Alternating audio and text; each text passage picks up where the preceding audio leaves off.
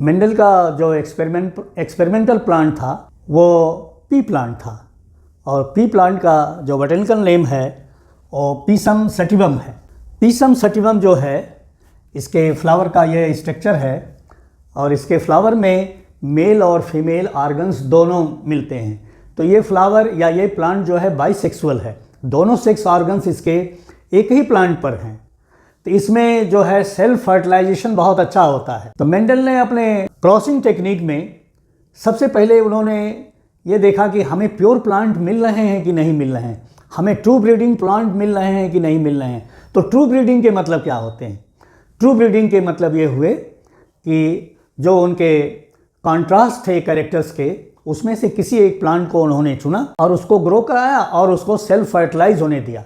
मतलब इसी का एंथर और इसी के स्टिग्मा पर इसके पॉलन को डस्ट स्वतः स्वाभाविक रूप से हो गया, और वो देखा कि रिजल्ट्स क्या आ रहे हैं। यदि उन्होंने टॉल प्लांट को लिया और सेल्फ फर्टिलाइज होने दिया और कई जनरेशन होने दिया, और सभी जनरेशन में उनको जो रिजल्ट आता था वो टॉल प्लांट का ही यदि मिलता चला गया, तब उन्होंने ये सोचा कि नहीं, ये प्लांट जो है ट्रू ब्रीडिंग है। उसी तरह से सिमिलरली ये ड्वार्फ प्लांट को भी लेके उन्होंने देखा कि देखें ये ट्रू ब्रीडिंग है कि नहीं। उसको भी सेवरल जनरेशन्स जो हैं, 2 जनरेशन 3 जनरेशन सेल्फ ब्रीडिंग कराया, तो देखा कि नहीं, बिल्कुल रिजल्ट्स जो हैं वो ठीक आ रहे हैं, सबके सब प्लांट जो हैं ड्वार्फ आ रहे हैं, छोटे आ रहे हैं। फिर उन्होंने जो दूसरी क्रॉसिंग टेक्निक अपनाई वो थी रेसिप्रोकल क्रॉस की। रेसिप्रोकल क्रॉस के मतलब ये था कि जो 2 प्लांट्स चूज किए जा रहे थे उसमें से सेक्स को रिवर्स कर दिया जाए।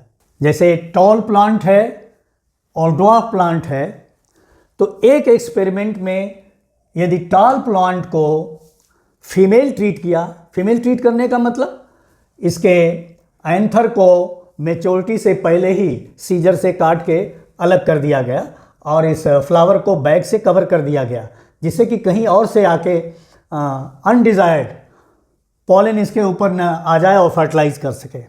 और बी प्लांट को, ये बी प्लांट सपोज करिए हुआ, इसको मेल कंसीडर किया। तो जब इसका पॉलन मैच्योरिटी पर आया, एंथर जब मैच्योर हुआ, तो वहाँ से उसको कलेक्ट किया गया एंथर से पॉलन को, और ले आके बैग को हटा के इसके स्टिग्मा पर डस्ट कर दिया गया। डस्ट मतलब उस पर, उसके ऊपर रख दिया गया।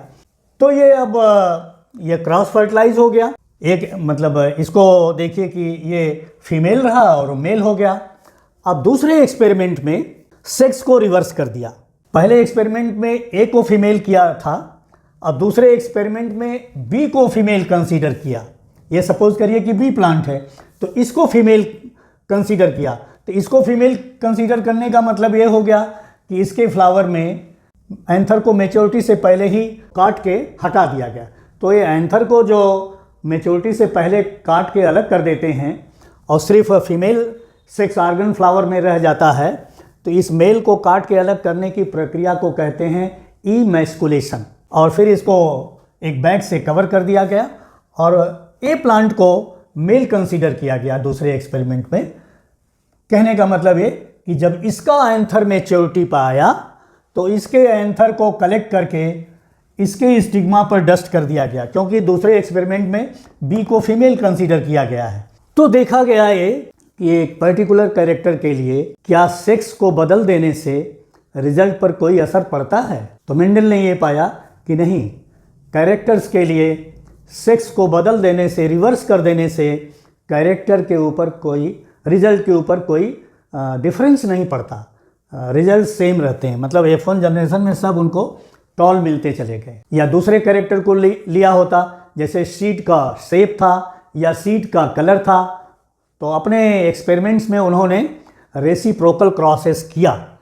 रेसिप्रोकल क्रॉसेस के मतलब ही होते हैं कि सेक्स को रिवर्स करके हाइब्रिडाइजेशन एक्सपेरिमेंट्स किए जाएं।